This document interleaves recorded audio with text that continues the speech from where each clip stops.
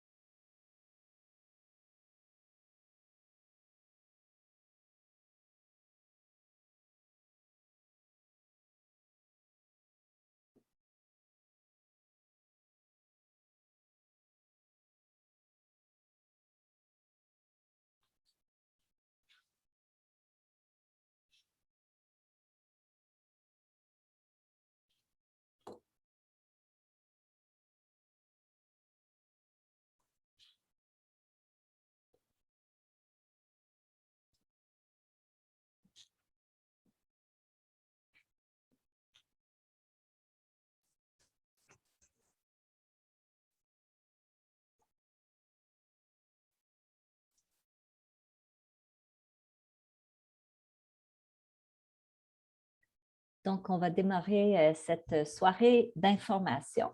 Donc, bonsoir à tous. Bienvenue à cette soirée virtuelle organisée par la Ville de Brossard pour vous permettre de recevoir de l'information sur les résultats du sondage. Imaginons notre centre-ville qui a été mené du 30 avril au 17 mai. Je me présente, Émilie Blais, conseillère en communication relations citoyennes à la Ville de Brossard. J'animerai ce soir cette soirée. Avant de commencer, j'aimerais vous aviser que ce webinaire est enregistré. Nous faisons cet enregistrement pour s'assurer que les citoyens qui n'ont pu être présents ce soir et qui souhaitaient recevoir l'information puissent le visionner à un autre moment. Cette vidéo sera mise sur la page du projet ainsi que la présentation. Maintenant, permettez-moi de vous présenter le déroulement de cette soirée que vous voyez présentement à l'écran. Dans quelques instants, Madame la mairesse Doreen Assad prendra la parole. Puis, des représentants de la direction de l'urbanisme vous feront une présentation sur le processus de révision du programme particulier d'urbanisme, le PPU. Puis, la firme L'Atelier urbain vous présentera les résultats du sondage. Enfin, une période de questions et de réponses précédera la conclusion de la séance. Concernant la période de questions, je vous invite à utiliser tout au long de la présentation la fonction Q&A, questions-réponses de Zoom, pour nous poser vos questions. Avec cette fonctionnalité, vous allez avoir la possibilité de poser vos questions et de voter si vous souhaitez avoir une réponse à une question, de faire un like, de voter pour cette question-là afin que cette question remonte en haut de la liste. Donc, nous allons répondre aux questions qui auront reçu le plus de votes en fonction du temps que nous avons pour la période de questions. Nous vous demandons également de garder un ton cordial dans vos questions. Et je voulais aussi mentionner qu'il est normal que vous n'ayez pas accès au chat du webinaire parce que celui-ci a été désactivé. Donc, tout au long des présentations, nous colligerons vos questions et nous répondrons aux questions les plus fréquentes lors de la période de questions. Si votre question n'est pas répondue aujourd'hui, je vous invite à contacter Service Brossard qui assurera un suivi. Je vous présente donc les panélistes qui sont avec nous ce soir. Nous avons Madame Marianne Desfossés, chef de service développement durable à la direction de l'urbanisme, et Monsieur Bernard Morel, conseiller stratégique à la direction de l'urbanisme de la Ville de Brossard. Nous avons également Monsieur Louis-Michel Fournier, directeur de l'atelier urbain. Ils seront disponibles pour répondre à vos questions après leur présentation. J'aimerais également souligner la présence de Mme Doreen Assad, mairesse de Brossard, ainsi que plusieurs autres élus du conseil, notamment Mme Sophie Allard, M. Antoine Assaf, Mme Monique Gagné, M. Michel Gervais, ainsi que M. Christian Godette, qui se sont inscrits et qui sont présents à cette soirée d'information. Ils sont présents aujourd'hui pour constater le déroulement de ce webinaire et entendre vos questions. Ils n'interviendront toutefois pas dans le cadre de ce webinaire. Alors, si vous souhaitez leur poser des questions, je vous invite à passer par les voies habituelles, soit les contacter par courriel ou en les téléphonant. Je cède maintenant la parole à Madame Assad, qui vous adressera quelques mots. Merci beaucoup à Mme Blais pour cette présentation et cette mot d'ouverture. Je tenais, chères brossardoises et chers brossardois, juste vous adresser la parole brièvement. Tout d'abord, pour vous remercier pour votre présence à cette soirée d'information, soirée très importante qui a pour but de vous présenter les résultats du sondage qui a été mené du 30 avril au 17 mai dans le cadre de la révision du programme particulier d'urbanisme. Souvent, on dit PPU, puis les gens me demandent c'est quoi un PPU? C'est le programme particulier d'urbanisme du futur centre-ville et d'échanger avec vous sur ceci. Bon, la révision du PPU, je veux que vous le sachiez, c'est une première étape. Première étape vers la création et la réalisation de la concrétisation de votre vision pour Brossard. Et votre participation dans ce processus de révision du PPU, elle est vraiment, vraiment importante, puisque nous construisons ensemble les piliers d'un lieu qui sera central dans notre belle ville qui est Brossard. Et c'est important que ça réponde à vos attentes, que ça réponde aux attentes de tous les citoyens, tout en contribuant à leur qualité de vie. La vision qui se dégagera du processus participatif dans lequel nous nous sommes engagés depuis avril dernier sera utile pour orienter les décisions du Conseil dans les années à venir, une fois le PPU sera adopté. Comme je vous avais mentionné, c'est une étape parmi d'autres. Il y a eu énormément d'informations diffusées et il y a d'autres étapes qui vont suivre. Bien sûr, que ce soit des ateliers d'idéation, la consultation citoyenne sur le scénario proposé, ainsi que la consultation publique prévue par la loi.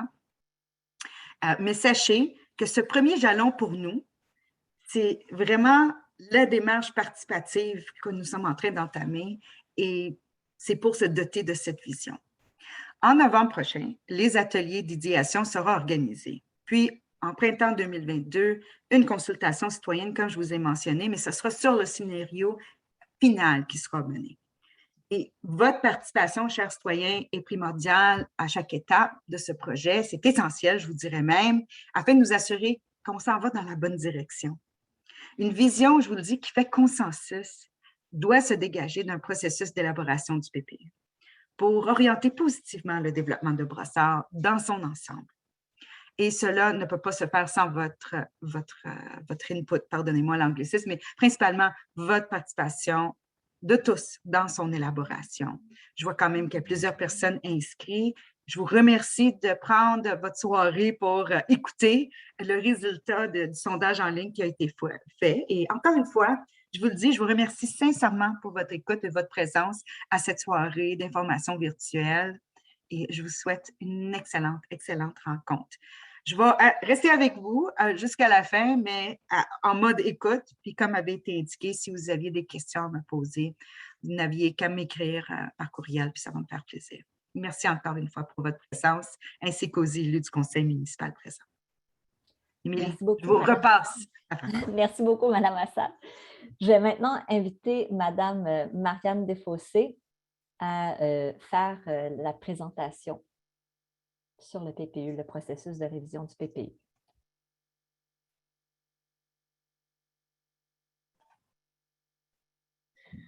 Donc, bonjour, chers citoyens. Je vous remercie moi aussi d'être là ce soir. Le programme particulier d'urbanisme et surtout sa révision, donc elle est menée par une équipe chevronnée d'urbanisme dont je me fais la porte-parole aujourd'hui.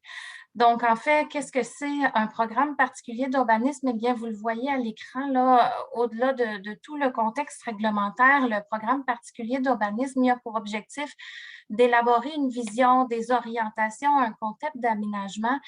Mais avant tout, là, concrètement, ce que c'est le programme particulier d'urbanisme, c'est la vision, c'est à quoi va ressembler le futur centre-ville, c'est de donner des lignes directrices, des objectifs, il y a du visuel, un contenu, d'éléments publics. Donc, c'est de mettre dans ce document-là les grandes lignes, les éléments forts qui vont guider le redéveloppement à venir. Vous le savez, un centre-ville, ça ne se fera pas en quelques minutes, ça va s'échelonner sur plusieurs années, mais il faut avoir la vision de l'endroit où on veut aller.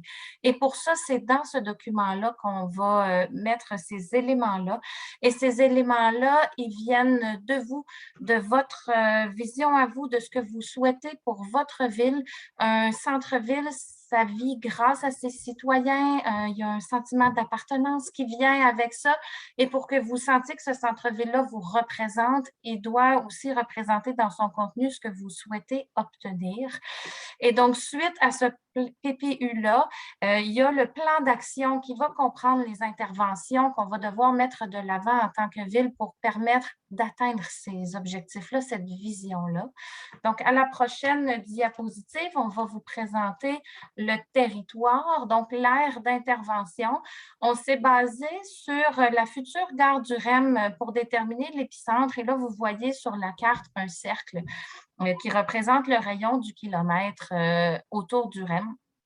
Par contre, l'aire d'intervention sur laquelle on souhaite travailler avec vous, ce sont les terrains qui sont susceptibles d'être développés. Donc, sur cette carte-là, ce sont les terrains en gris plus foncé qui ressortent. Aucune intervention, et ça, on tenait à vous le préciser, n'est projetée sur les zones d'habitation. Donc, il n'y a rien qui est prévu là. La Ville ne souhaite pas modifier les zones d'habitation qui sont existantes et qui fonctionnent bien. D'ailleurs, la Ville a mis de l'avant dans les derniers mois beaucoup d'efforts pour protéger les quartiers existants qui sont autour de ce territoire-là.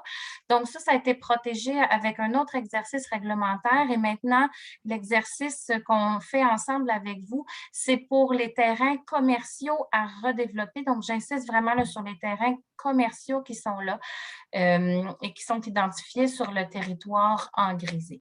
Donc, on va, sur la prochaine diapo, on va vous présenter le processus que cette révision-là va suivre. Donc, dans la colonne verte, ce sont les activités participatives et dans la colonne jaune-orangée, ce sont les activités administratives qui vont être faites par la Ville de Brossard. Et comme vous le voyez sur la diapo à l'écran, ce sont des activités qui sont entremêlées. Donc, il y a deux volets parallèles, mais qui se recoupent et qui se suivent. Donc, on a démarré avec le sondage pour pouvoir aider la Ville à élaborer son diagnostic. Donc, ce qui a été dit dans le sondage et que vous allez voir dans quelques minutes va être intégré dans l'élaboration du diagnostic. Pour nous, c'était un élément majeur. La vision, les souhaits des citoyens font partie du diagnostic au même titre que les statistiques et le portrait de l'existant. Ce diagnostic-là va vous être présenté, débattu, échangé, amélioré dans les ateliers d'idéation auxquels vous allez être appelés à participer en novembre. Et les résultats de cet atelier d'idéation-là vont nous amener à la Ville à rédiger un premier jet de PPU en lien avec tout ce qui va s'être dit là. Ces grandes lignes directrices-là vont vous être présentées en consultation citoyenne au printemps 2022. Pour valider qu'on a bien entendu, qu'on n'a pas oublié de choses. Suite à ça, il y aura l'adoption du PPU et des règlements qui viennent avec ce PPU-là. Et donc, on a mis en pointillé l'adoption du PPU pour vous montrer toutes les étapes qu'on fait avec vous en amont des obligations légales qui sont exigées à la Ville par la loi. Donc, on vient vous voir 3 fois avant d'adopter les règlements et ensuite, avant l'entrée en vigueur, on va vous reconsulter encore via la consultation publique légale. Donc, vous allez voir le projet final, mais que vous aurez vu et que vous aurez bâti avec nous au cours des étapes antérieures de participation citoyenne pour une entrée en vigueur du PPU qui se fera l'an prochain. Donc, c'est ce qui clôt la présentation des jalons administratifs et du contexte. Donc, je passe maintenant la parole à M. Louis-Michel Fournier qui va vous présenter les résultats du sondage. Merci beaucoup, Marianne. Je vais partager mon écran.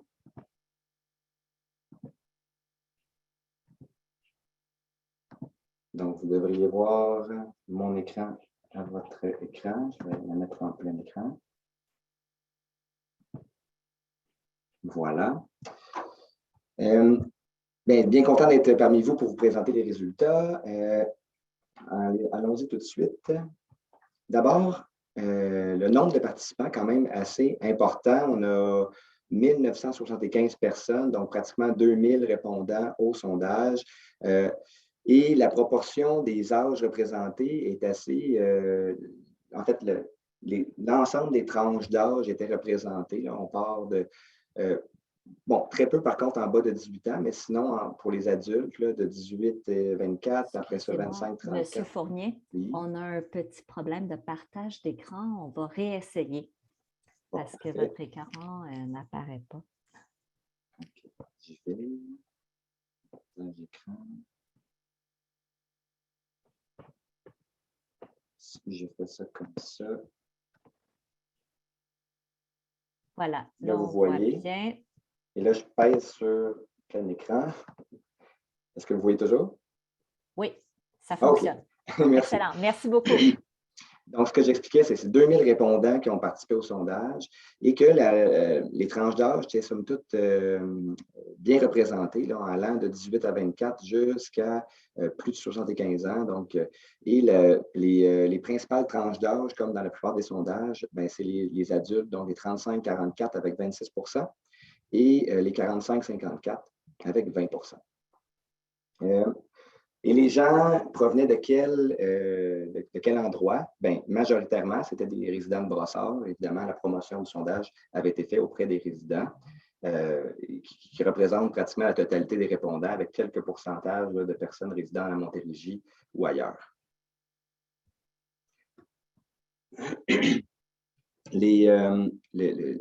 Les secteurs de destination, en fait, les secteurs que les gens fréquentent dans le secteur couvert par le PPU actuellement. Donc, par cette question-là, on voulait voir quelle partie, on a découpé le secteur du PPU, ou l'aire, je devrais dire l'aire du PPU, en plusieurs secteurs. Comme vous voyez à l'écran dans le coin, en plus petit, là, on a les différents secteurs allumés en couleur. Et bon, rapidement, pour vous dire que la plupart des secteurs étaient fréquentés plus d'une fois par semaine, en majorité. Donc ici, on voit que le secteur du boulevard Lapinière est Provencher. On a une fois et plus par semaine, on a une fois et plus par mois. Donc la moitié des répondants le fréquentaient dans ces fréquences-là. Pour ce qui est du Mail Champlain, on a pratiquement 74 là, si on additionne le 34 et le 38 qui le fréquentent plus d'une fois par mois. Et de ce chiffre-là, 34 plus d'une fois par semaine. Pour ce qui est du secteur du terminus Panama, on a 29 plus d'une fois par semaine, 24 plus d'une fois par mois. Et comme vous voyez, même chose pour les trois autres secteurs de l'aire de PPU. Donc, on a le secteur qu'on appelle Triangle Lapinière, Autoroute 10 et Tachereau, donc en rouge sur l'image. Donc là, on a 35 des gens plus d'une fois par semaine et 28 plus d'une fois par mois. Le secteur au sud de l'autoroute 10, donc là, c'est tout le secteur Portobello.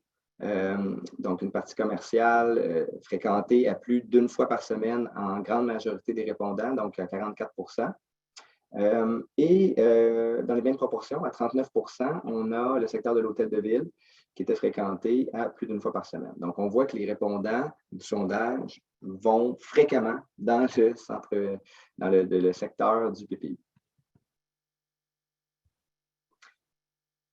On voulait voir par la prochaine question, donc, quelle image représente l'ambiance que vous préférez pour le futur centre-ville? On voulait voir justement quel élément d'ambiance on devrait prioriser pour nourrir la réflexion dans le cadre de la réflexion en termes de design urbain, en termes d'environnement pour l'usager, pour la personne qui va fréquenter les rues du secteur du PPU. Et ce qui est ressorti, c'était l'option compacte avec importance vélo et piéton. Et en deuxième place, compacte, donc une ville compacte avec rue partagée. Et en troisième place, hauteur variée avec rue partagée, et hauteur en quatrième place avec 13,5 %, aéré de grande hauteur avec importance vélo-piéton. Et en dernière place, bon, aéré, importance automobile, donc en dernier lieu. Et ça ici, c'est vraiment pour nourrir parce que, bon, nous allons travailler dans les prochains mois à réfléchir, bon, avec l'ensemble des parties prenantes à quelle sera l'ambiance, la vision qu'on souhaite avoir pour le centre-ville, comme l'expliquait plus tôt Madame la mairesse. Et ce genre de questions-là, c'est pour nourrir la réflexion.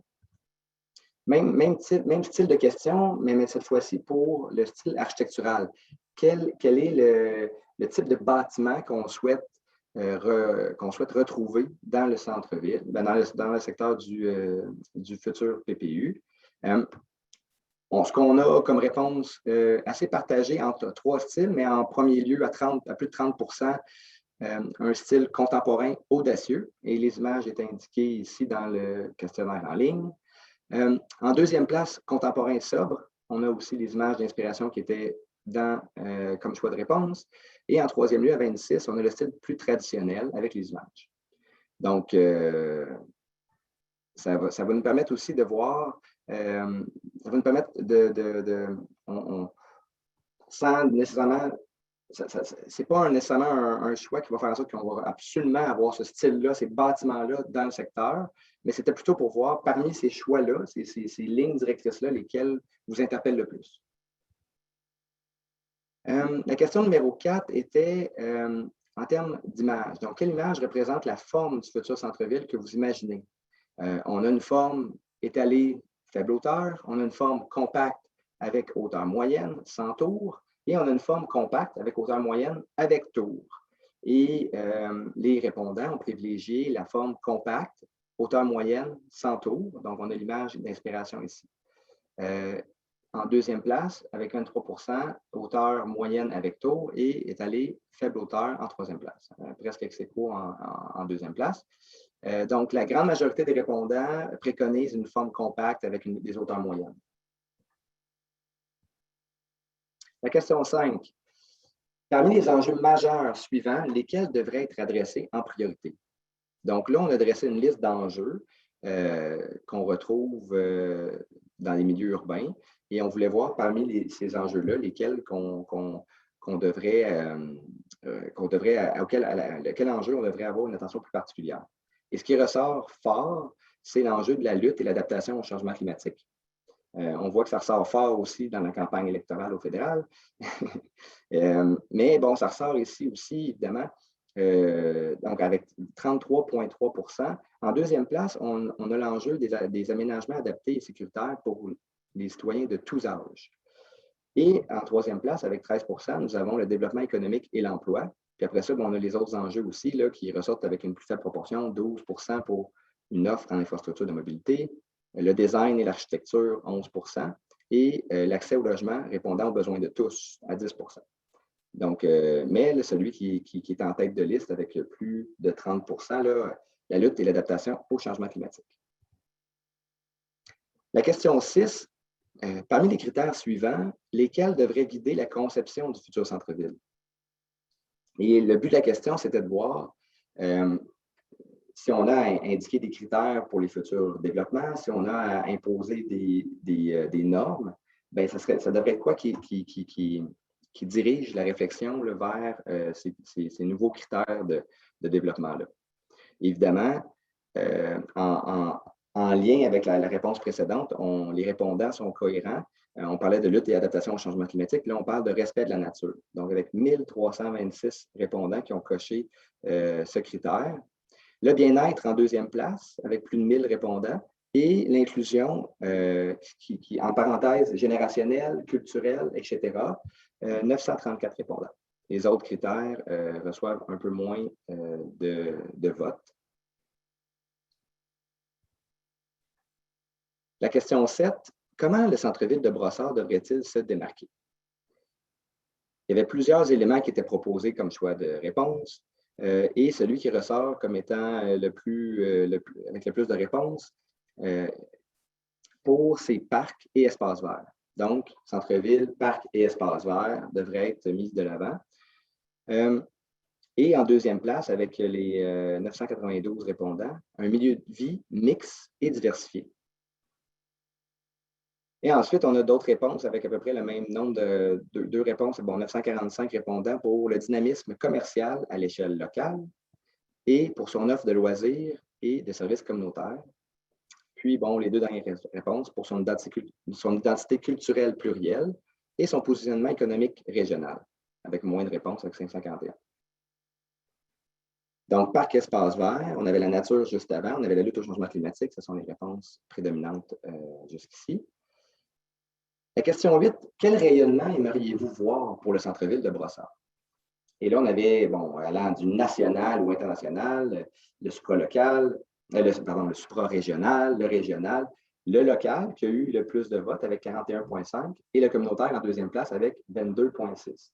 Et ce que ça veut dire, on avait la définition, donc qui attire, pour ce qui est du rayonnement local, c'est qui attire une population brossardoise par son offre de services en commerce, culture, en équipement, en loisirs, exemple, complexe sportif, intérieur, bibliothèque.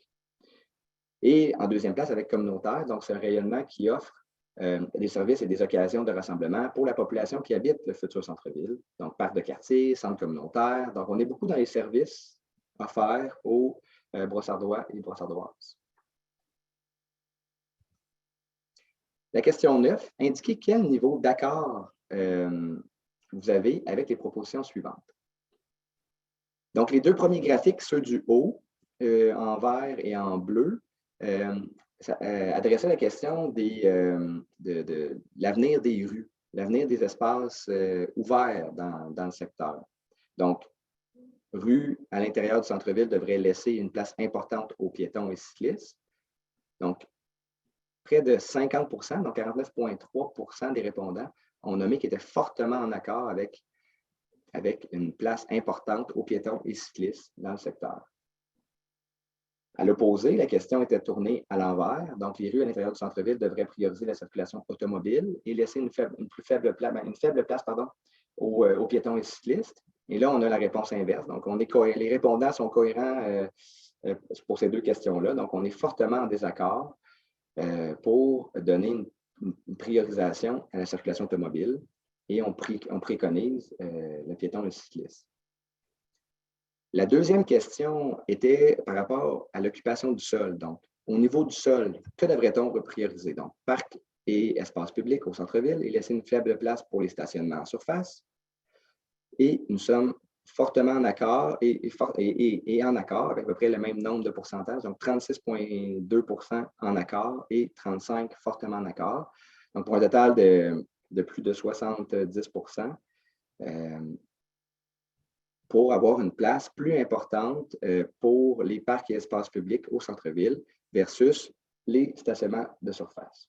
À l'opposé, la question tournée dans l'autre sens, donc au niveau du sol, on devrait prioriser les stationnements au centre-ville et laisser une faible place pour les parcs et espaces publics. Et là, nous sommes fortement en désaccord dans les réponses obtenues. On parle de 46,3 des gens qui ne préconisent pas cette affirmation-là, donc d'avoir une priorisation pour les stationnements versus parcs et espaces publics. La question 10 était « Quel mode de déplacement aimeriez-vous utiliser pour vous rendre au centre-ville de Brossard? » Et la réponse obtenue est assez partagée et c'est la voiture, évidemment, qui a la réponse la plus importante, mais très près derrière. Donc, on a une proportion quasiment partagée à égalité entre les 4 modes de déplacement où nous remarquons que le transport en commun, le vélo et la marche ont pratiquement le même nombre de réponses que la voiture. Donc, vraiment une diversité de modes de déplacement sont préconisés par les répondants pour se rendre au futur centre-ville de Brossard. La voiture, avec un peu plus de réponses. En deuxième, vélo-marche. Et si on additionne le vélo et la marche, bien, ça donne encore plus, évidemment. Et transport en commun avec 792. Et en dernier lieu, bien, il y avait le taxi et le covoiturage, avec quelques dizaines de réponses. La question 11, c'était quel mode de déplacement aimeriez-vous utiliser pour vous déplacer à l'intérieur du futur centre-ville. Donc, une fois arrivé à destination, donc dans le secteur du PPU, comment on se déplace pour faire la poursuite de notre trajet.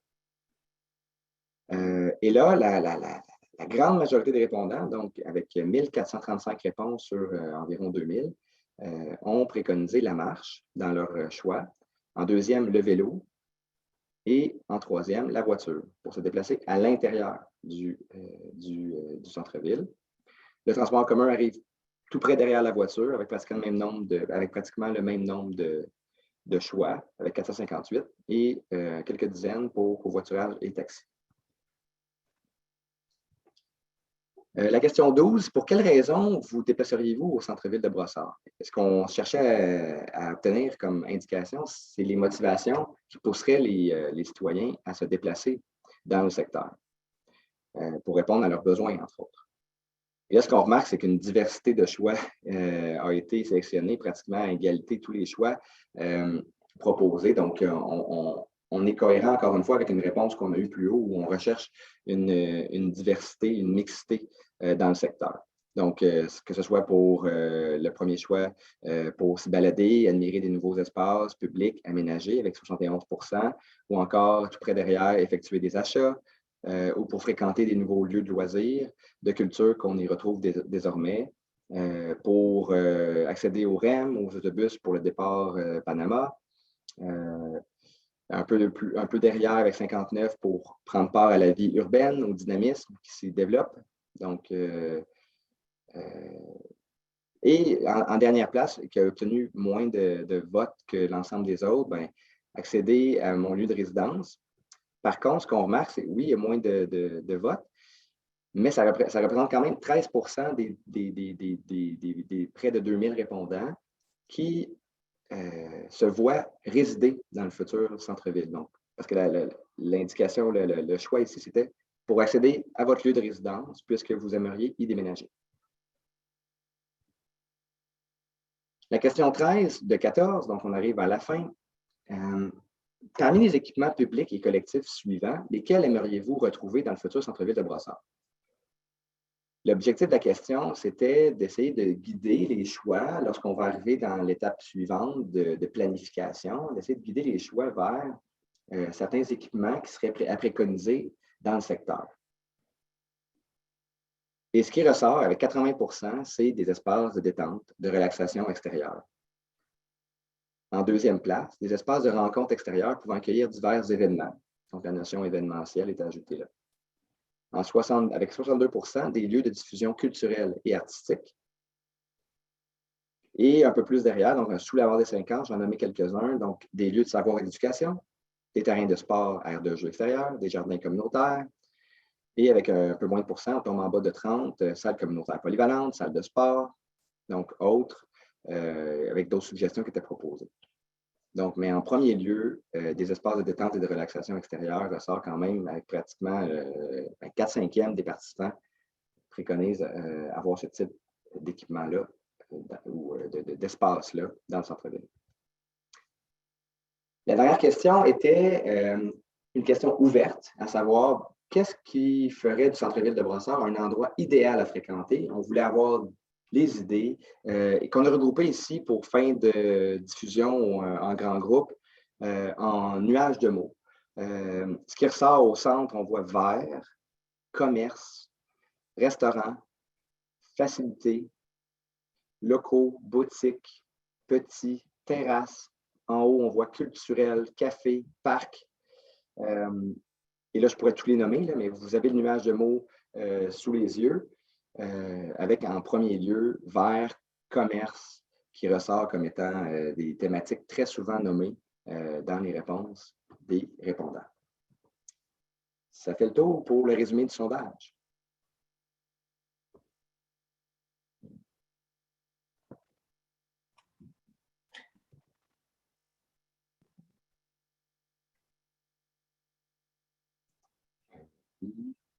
Voilà.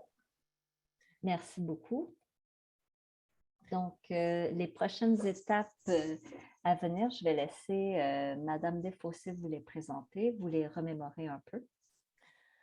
Oui, donc les prochaines étapes, on voit aujourd'hui où on est avec la petite étoile. Donc, le sondage a été mené. On vous présente les résultats aujourd'hui. Le prochain jalon là, dans l'élaboration de la vision et des scénarios, ce sera les ateliers d'idéation qui sont projetés en novembre prochain. Donc, on vous invite à suivre la page brossard.ca/centre-ville pour connaître les détails exacts qui devraient être publiés sur cette page-là en début novembre. Pour participer aux ateliers d'idéation, en raison du contexte sanitaire actuel, malheureusement, on ne peut pas vous confirmer aujourd'hui si ce sera en présentiel ou en ligne comme on le fait présentement. Mais sachez que cette activité-là est maintenue et est prévue au calendrier. Donc, restez au courant, au fait, là, avec la page web de la Ville. Ensuite, donc, en 2022, fort des résultats des ateliers d'idéation et du travail qu'on aura fait à la Ville, donc, on va vous revenir avec les activités consultatives au printemps pour une consultation publique à l'automne 2022. Donc, c'est le calendrier qui est projeté pour ce projet-là. Donc, c'est ce qui clôt notre présentation. Je redonne la parole à Émilie, notre animatrice pour la période de questions. Merci beaucoup. Donc, nous avons reçu quelques questions. Donc, je vais commencer par la première question. Le côté ouest du nouveau terminus d'autobus RTL est un gros mur qui a de la rue, à partir de la rue, l'air assez laid et qui n'a pas d'entrée ou autre porte. Est-ce qu'il y a un plan pour bien intégrer le terminus avec le nouveau développement? Donc, j'ai oublié de mentionner, là, je voulais souligner aussi la présence de M. Christian Cléroux, directeur de l'urbanisme à la Ville de Brossard, qui est parmi nous aussi et qui pourra répondre à cette question. Oui, bon, c'est peut-être au moment où on se parle, je dirais que c'est probablement un intérêt ou un élément qui est peut-être un petit peu trop précis où est-ce qu'on est rendu. Actuellement, on est à une altitude beaucoup plus haute dans notre planification. On va descendre, on va devenir de plus en plus de terrain et on pourra à ce moment-là répondre ou à répondre à des questions comme celle-là, c'est-à-dire des choses très, très terre à terre, des points très ponctuels sur le terrain. Mais oui, effectivement, dans toutes nos démarches, on va essayer de faire en sorte que les éléments visuels, on va améliorer les éléments visuels pour soit en mettant de l'aménagement paysager, en mettant des bâtiments, donc pour avoir des belles percées visuelles. Mais donc, actuellement, on n'est peut-être pas, on n'est pas rendu à ce niveau de précision-là dans notre démarche. Peut-être, Christian, je pourrais juste ajouter, puis j'étire un petit peu la question. Vous savez que le centre-ville, évidemment, il y aura des structures de transport qui ne se sont pas encore tout à fait planifiées. Donc, vous savez qu'actuellement, l'axe Tachereau, la CDPQ, Infra est en train d'analyser la possibilité d'avoir une autre avenue d'un REM qui pourrait être sur Tachereau avec une intégration à l'ensemble du quartier. Donc, il nous manque aussi un certain nombre d'informations à ce moment-ci pour effectivement être capable de planifier l'ensemble du centre-ville. L'objectif, c'est d'avoir ces informations-là dans les prochaines semaines, dans les prochains mois, pour que le programme particulier soit le plus complet possible. Ce qu'il faut toujours se dire, c'est qu'un programme particulier d'urbanisme, c'est vivant. On peut rajouter des choses. Il y a des éléments comme ça qui interviennent par nos paliers de gouvernance supérieure qu'on devra peut-être faire des ajustements en cours de route. Mais c'est bien de poser la question et d'avoir cette volonté-là qu'il y ait une intégration de tous les modes de transport et une intégration aménagement et transport. Et je pense qu'on a ce souci-là pour répondre à votre question. Par contre, on n'a pas toujours le contrôle, c'est-à-dire que ce n'est pas nous qui faisons les plans du terminus, ce n'est pas nous, la Ville de Brossard, qui faisons non plus l'aménagement des stations du REM. Donc, il y a un échange entre différents paliers pour obtenir le résultat souhaité, d'avoir la meilleure intégration possible entre l'architecture, l'aménagement et les moyens de transport. Merci beaucoup. Donc, je vais poser la prochaine question et il y a une autre question qui est aussi liée, là. Donc, considérant que l'aéroport de Saint-Hubert a l'intention, malgré l'ajout du REM à Brossard, d'accueillir des vols internationaux, avez-vous prévu des mesures d'atténuation des nuisances sonores relativement au fait que la partie nord du TOD se trouve à l'intérieur de la surface d'approche aérienne, corridor aérien de la piste principale de l'aéroport de Brossard? Donc, c'est une question sur les nuisances sonores, mais plutôt aériennes. Et on nous pose aussi une question au niveau des nuisances sonores, mais au niveau de la proximité des axes routiers et de la forte demande d'espace de détente extérieure dans le futur centre-ville, quelles sont les idées proposées d'atténuation de bruit? Est-ce que le niveau sonore fait partie de la réflexion? Donc, je vais laisser à la direction de l'urbanisme répondre à ça. Peut-être M. Cléroux, Marianne ou Bernard, si vous souhaitez. Oui, je peux. Oui, bon. Vas-y, Bernard. OK, merci, Christian. Oui, effectivement, de toute façon, dans le schéma d'aménagement d'agglomération de Longueuil, il y a des éléments qui sont déjà inscrits, comme des nuisances sonores, les autoroutes, les routes principales, c'est déjà inscrit. Et il y a des mesures que la Ville, on a l'obligation de lutter contre ces nuisances-là. On a fait des marches et ça fait partie de ça. Et je pense que de recevoir ce commentaire-là des citoyens qu'il y a des présences de bruit dans le secteur, on est conscient, on a marché le secteur pour s'en rendre compte. Et oui, on devrait donc être en mesure de présenter soit des mesures qui vont intervenir sur directement certains bâtiments, ou aussi, bien évidemment, dans les aménagements des espaces publics, des types d'aménagements qui vont permettre d'avoir certains endroits un peu plus tranquilles, avec un peu moins de bruit. Pour ce qui est du trafic aérien, je vous dirais que là, je n'ai pas regardé ça encore, on n'a pas regardé ça. Ça m'apparaît de juridiction fédérale, tout ce qui est le transport aérien. Et c'est plutôt difficile de lutter contre un bruit qui est dans les airs, là, les mesures de mitigation qu'on pourrait proposer. Je ne sais pas si Louis-Michel, tu as déjà vu des trucs comme ça, mais je pense que c'est plutôt au fédéral d'aligner les corridors pour préserver une certaine quiétude des secteurs que ça doit intervenir. Je pourrais ajouter, c'est qu'au niveau des nuisances sonores, effectivement, c'est une question que je vois aussi comme un commentaire, hein, comme une préoccupation à tenir en compte. Donc, dans la planification, c'est sûr qu'on va le noter, ce corridor-là, puis qu'on va y adresser l'importance qu'il doit avoir pour, entre autres, pour éviter là, on parle de nuisances sonores, mais il y a aussi d'autres nuisances qui peuvent être associées au passage aérien au-dessus. Donc, pour s'assurer en fait d'en tenir compte dans la réflexion, je pense que c'est un bon point qui est amené.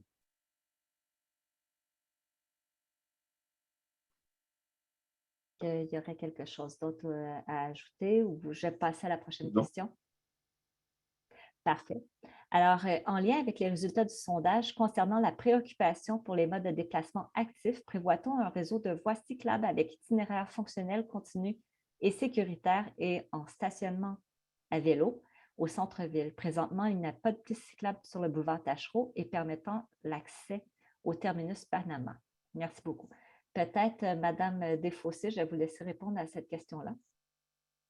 Oui, donc cette préoccupation-là, la Ville l'a également depuis plusieurs années. Vous n'êtes pas sans savoir qu'on a fait un plan, une politique de mobilité active et la Ville est dans les dernières phases là, pour l'adoption du plan local de déplacement.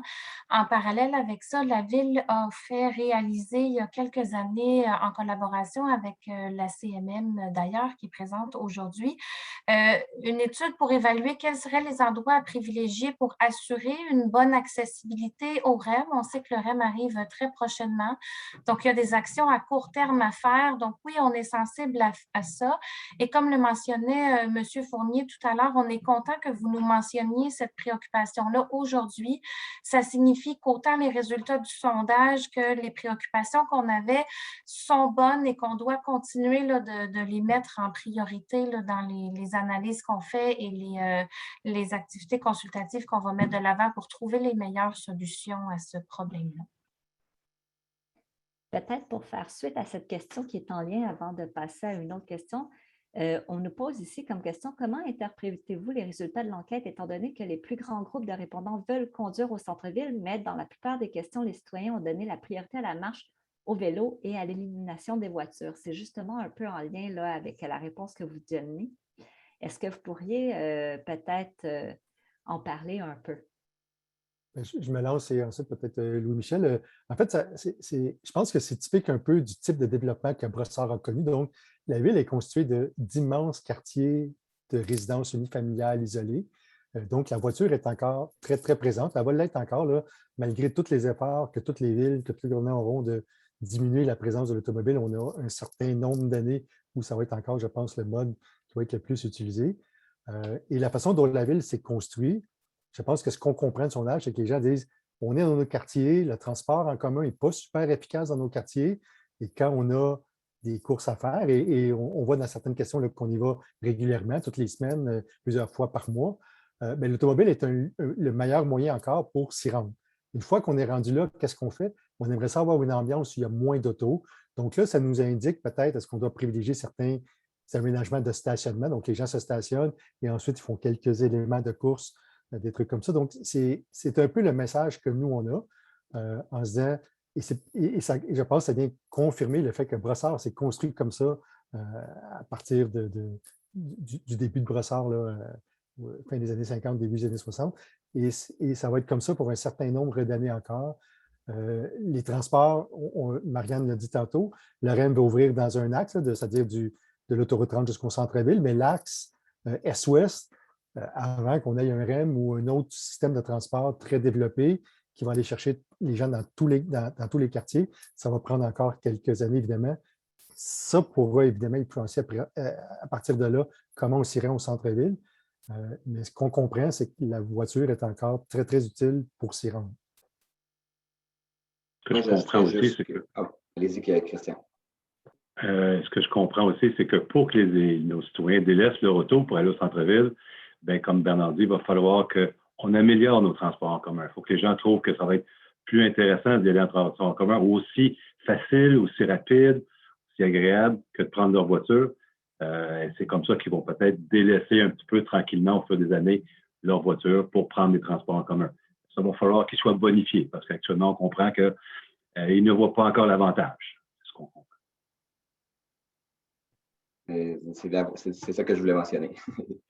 C'est ce qui fait en sorte que les réponses, ce qu'on déduit, c'est que les répondants nous disent bien, je dois encore utiliser l'automobile pour me rendre, mais qu'une fois sur place, je préconise me déplacer à pied ou à vélo. Donc, il y a une volonté quand même de faire les courtes distances dans un autre mode de déplacement que l'auto, donc un mode de déplacement actif. Mais l'auto demeure très utilisé dans ce qu'on comprend des réponses. Merci. Donc, si on nous pose comme question, est-ce que vous avez mentionné le début des travaux de construction du centre-ville? Donc, on veut savoir un peu, là, est-ce qu'il y a un délai? C'est quand qu'on va amorcer la construction de ce centre-ville? Je vais commencer, Marianne, tu pourras compléter. Il faut voir deux éléments dans un programme particulier d'urbanisme, les interventions publiques, donc celles qui vont émaner de la ville ou de d'autres entités, comme le REM et le réseau de transport de la Rive-Sud, et ensuite les projets privés. Donc, la ville ne contrôle pas quand les gens vont mettre en chantier un réaménagement d'un secteur. Prenons par exemple le Mail Champlain. Le propriétaire du Mail Champlain, malgré tout ce qu'on pourrait mettre dans le programme particulier d'urbanisme, c'est lui qui contrôle évidemment le moment où il pourrait penser redévelopper son territoire. Au niveau de la ville, bien évidemment, avant d'amorcer des investissements municipaux, important, on va terminer donc le programme particulier d'urbanisme. Donc là, à ce moment-là, il va peut-être avoir des éléments qui vont sortir dans le plan d'action sur réaménager certaines sections de rue. Je pense entre autres évidemment au secteur Panama. Le boulevard Tachereau, évidemment, il faut comprendre qu'on a d'autres intervenants avec la ville qui est le ministère des Transports pour la chaussée et les intervenants de transport structurants également. Et il y a toute la question au niveau de la municipalité des réseaux d'égouts, d'aqueducs, qui évidemment, avec un redéveloppement de centre-ville, il y aura des éléments à bonifier, à corriger ou à développer. Donc ça, il y aura un programme dans le plan d'action, il y aura un programme qui va vous être qui va accompagner, dans le fond, qui va être dans le plan d'action, qui va montrer là, sur quels secteurs pourront être effectivement desservis plus rapidement par ces interventions-là. Peut-être je compléterai en disant que c'est un processus qui va être très long. C'est pas court, redévelopper le centre-ville. Ça demande beaucoup d'investissement, beaucoup de travaux. Mais par contre, c'est déjà commencé quand on regarde l'aménagement du REM, le stationnement incitatif, pas le stationnement incitatif, mais le terminus d'autobus. Ça, c'est déjà des éléments qui sont en cours de construction et qui renforcent cet élément de centralité-là parce que ça permet d'améliorer l'accessibilité du centre-ville, soit de l'extérieur de Brossard, soit de l'intérieur de Brossard, parce que les autobus se rabattent, la majorité des autobus vont se rabattre au centre-ville. Donc, on est déjà en train de le construire, ça. Donc, maintenant, il reste juste à reconstruire des choses autour de ça, soit, comme on disait dans les sondages, des parcs, des places publiques, des bâtiments, etc. Mais ça va être au fur et à mesure que les propriétaires fonciers, les propriétaires, les promoteurs vont trouver qu'il y a un intérêt économique à reconstruire et à redévelopper. Ben, ils vont le faire, puis ils vont être intéressés. Et on sent déjà qu'ils veulent le faire avec justement cette transformation-là du REM et du terminus d'autobus. Merci beaucoup. Donc, on dit ici, on nous demande la zone d'étude est située dans la zone de nuisance sonore. Donc, on revient encore là au problème de bruit causé par Taschereau et l'autoroute. Compte tenu de la vision exprimée par les citoyens, est-ce qu'on pourrait envisager la fermeture de l'échangeur ou le recouvrement de l'autoroute? Il y a des gens qui pensent la même chose que nous, Christian.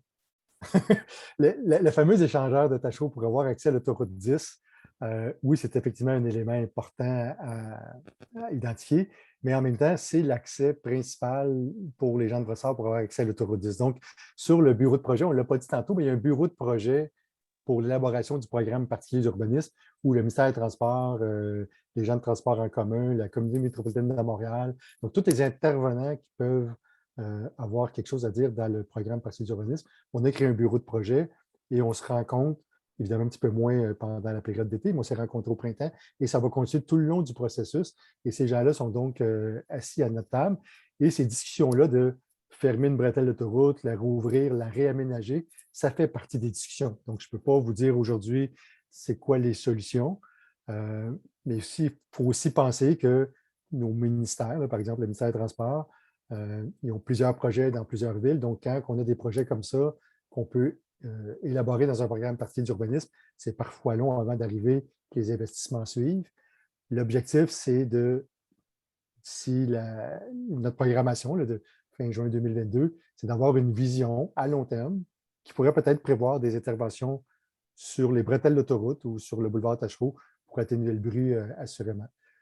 Quand ça va se faire, évidemment, ça, c'est une toute autre question.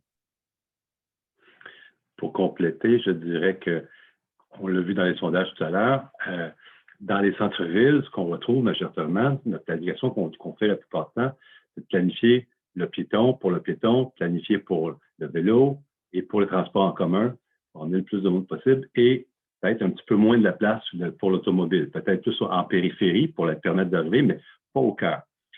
Le problème qu'on a à Brossard avec le fait qu'on a une autoroute qui sépare notre centre-ville, c'est que, et qui sont les deux accès pour les deux côtés, là, côté est, côté ouest de la 10, sont les accès principaux à nos citoyens. C'est pour ça que la majorité des citoyens passent en auto par notre centre-ville. On voudrait bien diminuer ce transit-là, mais il y a un transit qui se fait à travers le centre-ville, que pour l'instant, à cause de ces deux accès-là qui se donnent sur Taschereau, on ne peut pas limiter la présence de l'automobile. Donc, dans notre centre-ville, il va falloir planifier pour l'auto, le transport en commun, le piéton et le vélo. Ça fait beaucoup de choses à planifier en même temps. Ça rend la chose beaucoup plus difficile, mais on n'a pas le choix. C'est notre réalité. C'est la réalité de notre centre-ville. Merci beaucoup. On nous demande ici, est-ce que vous prévoyez des passerelles piétonnières par-dessus la 10? Marianne, je pense que tu pourrais indiquer là, quels sont les projets prévus avec l'ouverture du REM. Là, tu le connais plus que nous, je pense, la localisation exacte. Oui, donc parmi les axes qui ont été identifiés là, dans l'étude de mobilité à laquelle je faisais référence tout à l'heure, évidemment que l'accès au terminus de tous les cadrans des quartiers adjacents est complexe. Donc, les passerelles ont été soulevées comme piste de solution. Je vous dirais qu'en ce moment, ce qu'on cherche à faire, c'est de trouver des moyens de mettre des liens sécuritaires en place rapidement. Vous connaissez tous très bien Brossard, là, se rendre dans ce secteur-là aujourd'hui en tant que piéton est complexe et à certains endroits même dangereux. Donc, on souhaite sécuriser et ensuite, les passerelles, ce sont des actions à plus long terme qui nécessitent des plus grands investissements, mais ça fait partie des pistes envisagées. Et si le besoin est là, si ça permet de faire des actions qui sont beaucoup plus complètes, qui permettent d'être plus qu'un simple lien aérien, c'est sûr que ça fait partie des options qui vont pouvoir voir le jour. Donc, et là, on est dans le volet des solutions, donc on sent que vous avez hâte aux ateliers d'idéation, mais on prend note là, de vos solutions tout à fait. Mais je pense, puis Marianne, tu peux le préciser plus que moi, là, il y a quand même un tunnel, c'est pas une passerelle, mais il y a un tunnel de prévu avec la station Panama sous l'autoroute 10, donc on va pouvoir passer sous l'autoroute 10. Tu me disais là, de quel endroit ça commence, puis... Oui, donc pour ceux qui fréquentent le secteur fréquemment, l'endroit où les autobus passaient sous l'autoroute pour aller vers le centre-ville dans la voie réservée. Donc, il y a un tunnel qui est là. Ce tunnel-là va se prolonger de l'autre côté et il y a un lien piéton qui va être aménagé par le REM pour rejoindre l'avenue Tisserand. L'ensemble des détails de cette passerelle-là n'est pas connu. Il y a aussi des enjeux qui sont associés à une augmentation de circulation que la Ville est en train d'évaluer en ce moment pour trouver une solution pour limiter les impacts dans le secteur T. Donc, un lien piéton améliore l'accessibilité, mais donne aussi envie de l'utiliser. Donc, on est à évaluer en ce moment l'ensemble des aspects qui viennent avec ça. Mais donc, pour le secteur T, il y aurait un accès rapide et sécuritaire à la fois à la station du REM et au futur centre-ville de l'autre côté, au terminus qui est prévu. Pour les secteurs M, les pistes sont à déterminer. Même chose pour le secteur A qui est très près, mais en même temps très loin là, quand vient le temps de faire le trajet à pied. Je rajouterais que, compte tenu que l'autoroute 10, elle est surélevée, elle est déjà surélevée là, pour traverser par-dessus le boulevard Taschereau, de vouloir faire des passerelles par-dessus l'autoroute qui est surélevée déjà, ça fait très haut. Alors, il est probablement plus facile, plus réaliste de penser qu'on va améliorer la traversée par Taschereau ou par des tunnels comme le tunnel du REM pour faire le lien entre les deux côtés là, de l'autoroute. Parce que monter en hauteur, c'est quand même ça va être très, très haut. Là. Il faut penser qu'il y a le REM qui vient s'installer, qui est actuellement en train de s'installer, et il y a l'autre partie peut-être d'un REM qui va être sur Taschereau, qu'on ne sait pas encore comment il va s'implanter, comment il va être connecté avec le premier REM, s'il est connecté. Alors, ça fait beaucoup de choses en hauteur qui va être installé.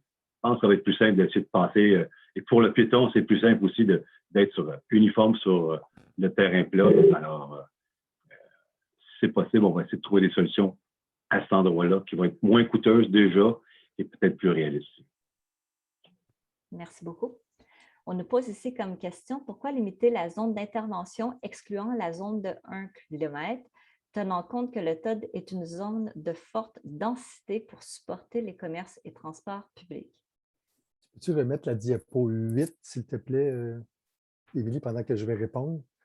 Une aire TOD comme celle de Brossard, avec son potentiel de développement, c'est le 8.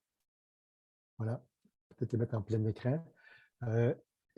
Donc, quand on parle de densifier le centre-ville, on est actuellement dans les zones grisées, un peu plus foncées, où on vous a dit qu'on interviendrait avec le programme particulier. Il y a un potentiel assez élevé de densification dans ce secteur-là.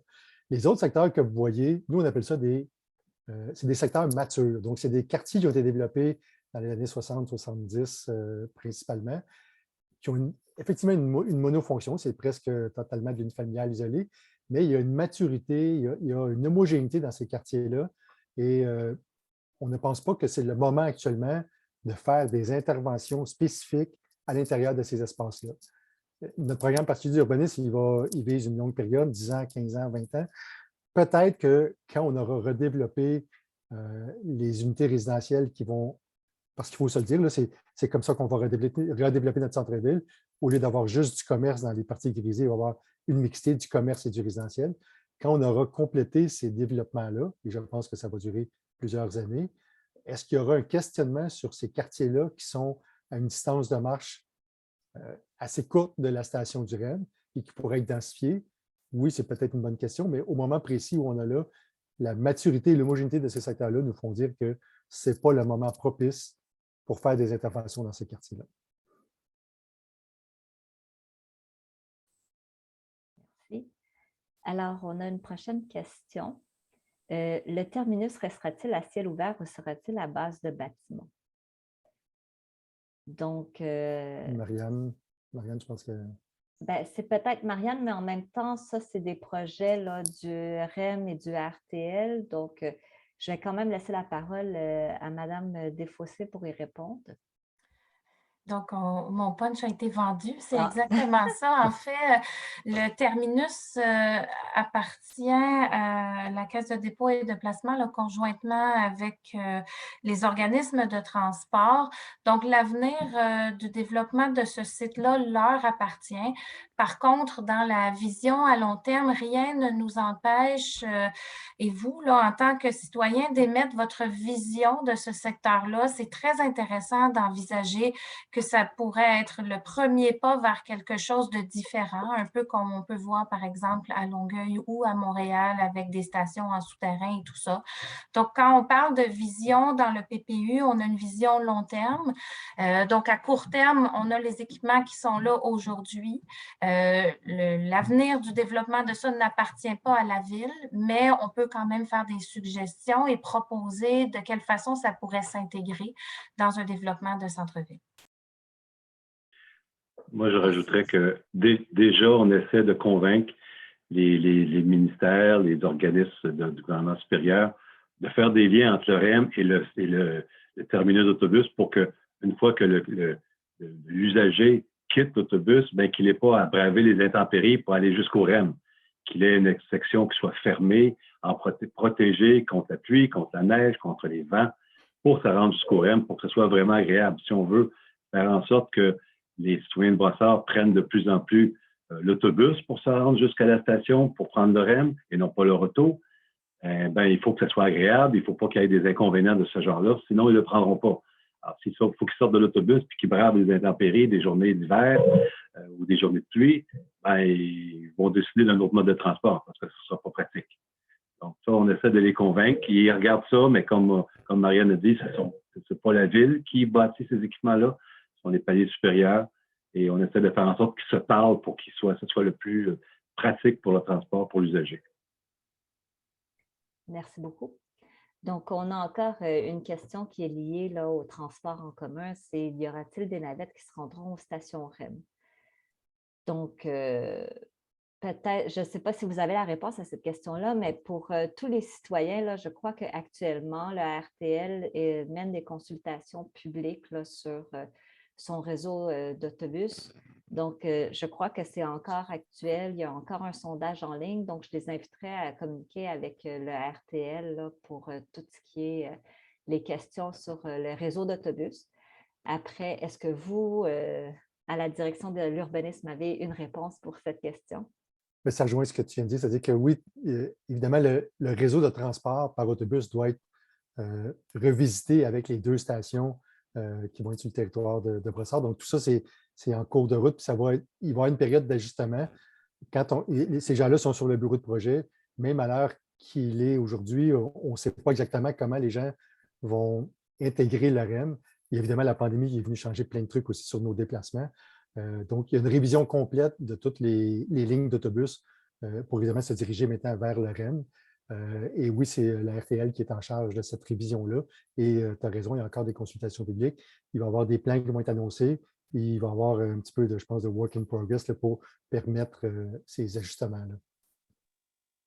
Par contre, j'ajouterais, Bernard, que ce sur quoi la ville peut agir, c'est la rapidité d'accès de ces autobus-là, navettes et autres équipements de transport collectif à la station. Tous ceux qui ont utilisé là, le terminus par le passé savent qu'en grosse période de pointe, même les autobus restaient dans la congestion et accusaient des retards importants. Donc, nous, dans l'exercice du PPU et dans les actions qui vont venir par la suite, il y a des efforts qui sont mis là, par la ville pour assurer que les autobus pourront avoir un accès rapide au terminus pour le rendre efficace. Et donc, ça fait partie de la réflexion et des éléments à prendre en compte.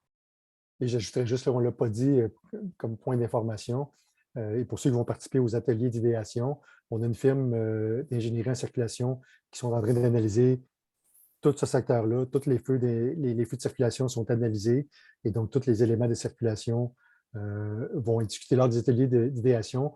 On va vous montrer là où il y a des enjeux, là où il y a des problématiques particulières. C'est Louis-Michel avec son équipe qui a sous-traité donc une partie de ce contrat-là.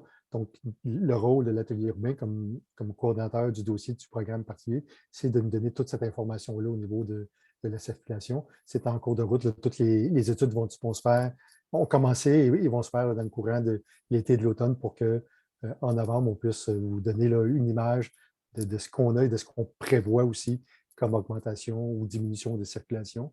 On sait qu'évidemment, il y aura moins de stationnement incitatif pour se rendre au REM. Donc, ça va changer certains mécanismes de la part des citoyens. Donc, si on essaie d'évaluer ça et de voir c'est quoi les conséquences que ça aura sur le trafic. Merci beaucoup. Donc, prochaine question. Étant donné les enjeux liés au changement climatique, quelles seront les mesures adoptées pour augmenter les îlots de fraîcheur, surtout dans les stationnements? Madame Desfossés, peut-être que je vais vous demander de répondre à cette question.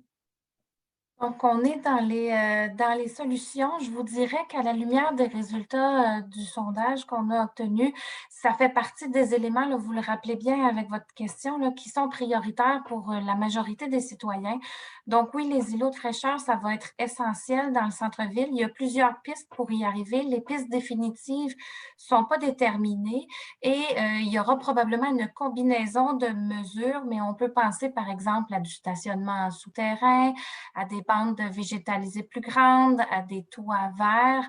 Donc, de quelle façon les îlots de fraîcheur devront être adressés? Ça va faire partie des enjeux qui vont être adressés en atelier d'idéation. Mais le fait que vous nous rameniez ce thème-là là, nous indique à quel point c'est important d'y réfléchir. Merci beaucoup. Merci.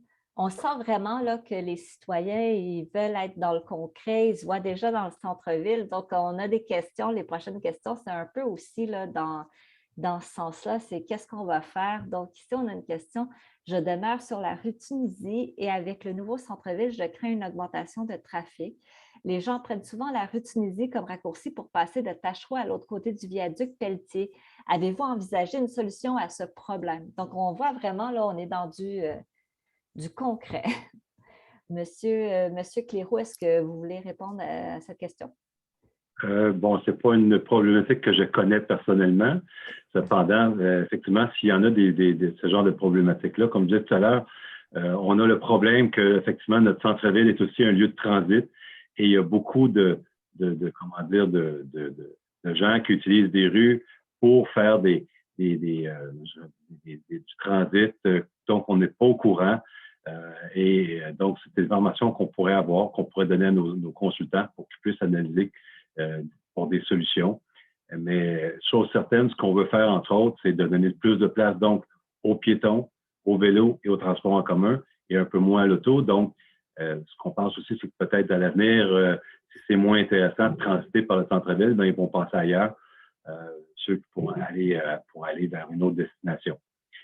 Mais par contre, c'est pas si facile que ça parce que, on l'a dit, c'est aussi une des seules traversées qu'on peut faire de l'autoroute 10 dans Brossard. Il y en a quelques-unes, mais il n'y en a pas tant que ça. Donc, c'est limité. C'est pas comme un quartier. On a une autoroute qui traverse la ville, qui la coupe en deux. Alors, les solutions, que ce soit par là, par train et l'autre à côté, faut qu'on aille... la circulation, c'est très complexe. Pourquoi les gens utilisent telle route et pas telle route? Pourquoi, si on fait telle intervention, comment que ça a comme impact par la suite sur le comportement des usagers?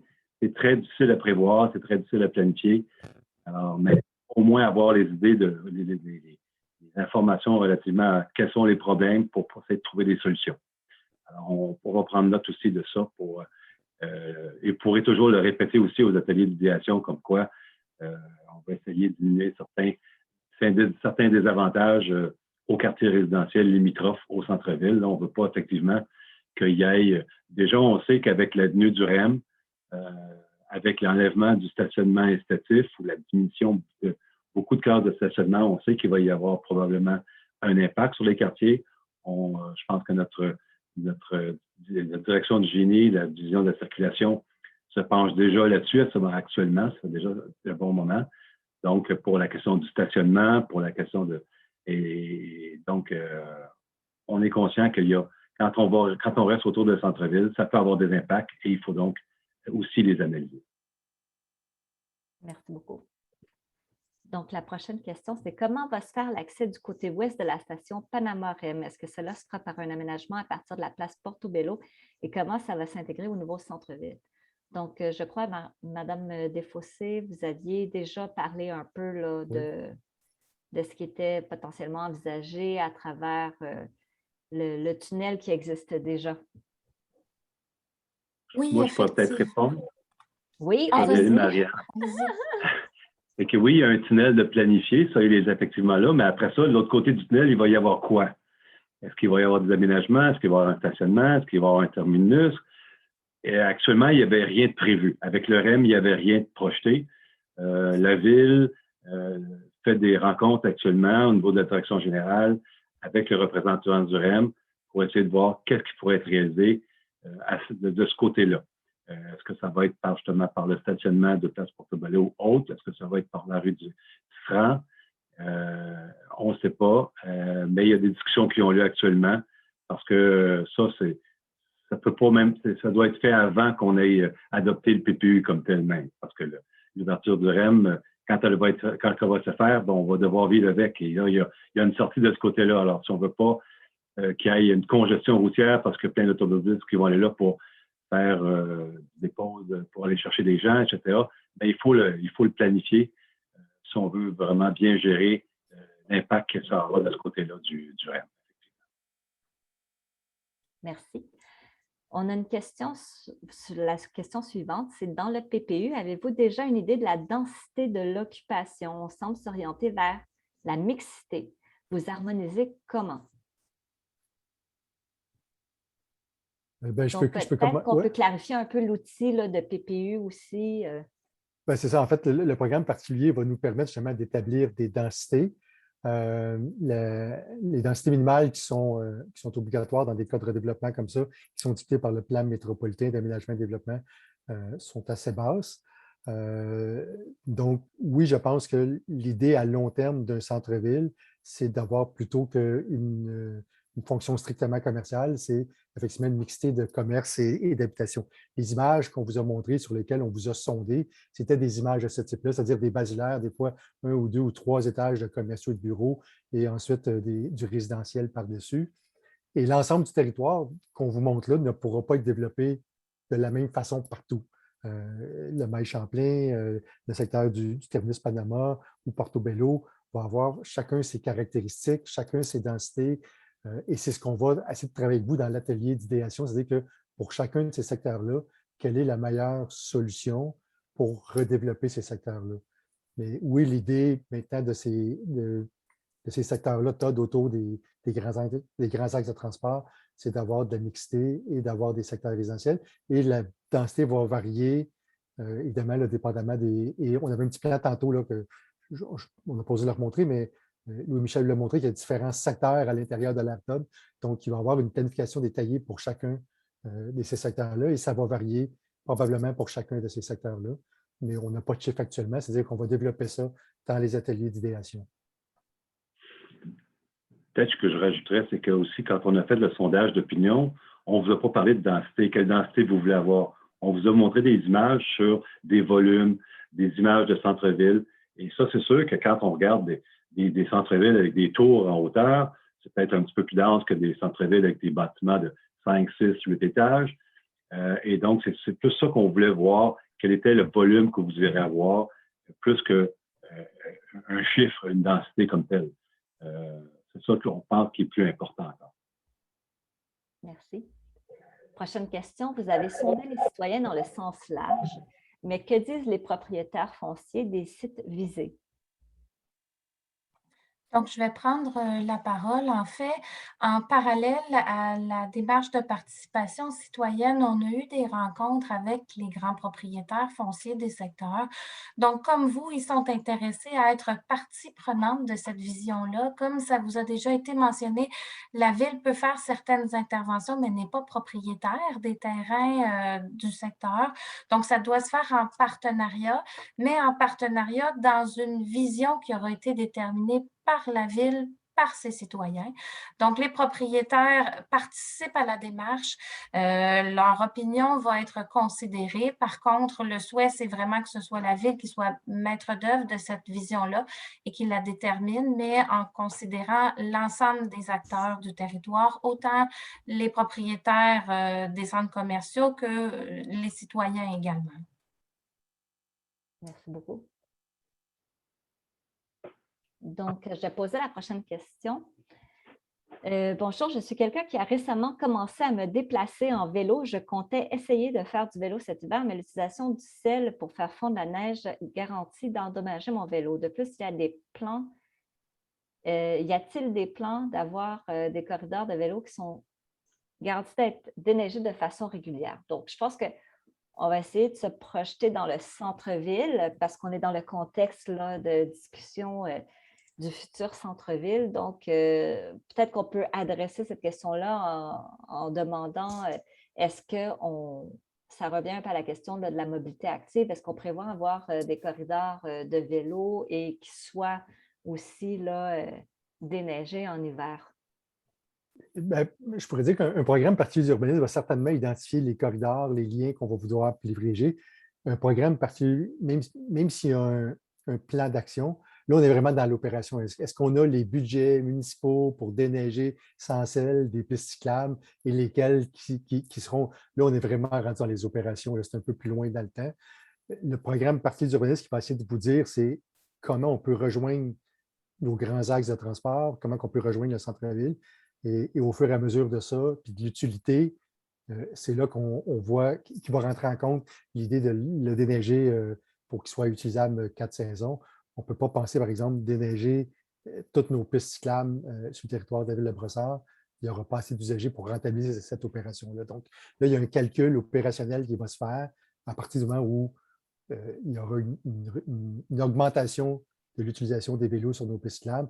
Mais là, on est vraiment dans l'opération avec nos gens de travaux publics, avec nos gens du génie, pour voir là, c'est quoi les meilleurs moyens pour les entretenir, pour les déneiger et qu'ils soient sécuritaires aussi. Là, parce qu'il n'y a pas utilisé de sel pour être peut-être quelque chose de dangereux si on ne le fait pas. Donc, on est vraiment plus loin dans le temps.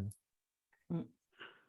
Mais moi, j'ajouterais que dans le cadre du plan local de déplacement que Marianne nous a parlé tout à l'heure, il y a déjà un plan d'intervention qui va être adopté avec ce plan local de déplacement où on va essayer effectivement d'apporter des modifications au cours des 5-10 prochaines années pour améliorer, pour ajouter des pistes cyclables le long des plus grandes artères pour permettre de desservir l'ensemble des quartiers et de se déplacer d'un quartier à l'autre de la ville en toute sécurité.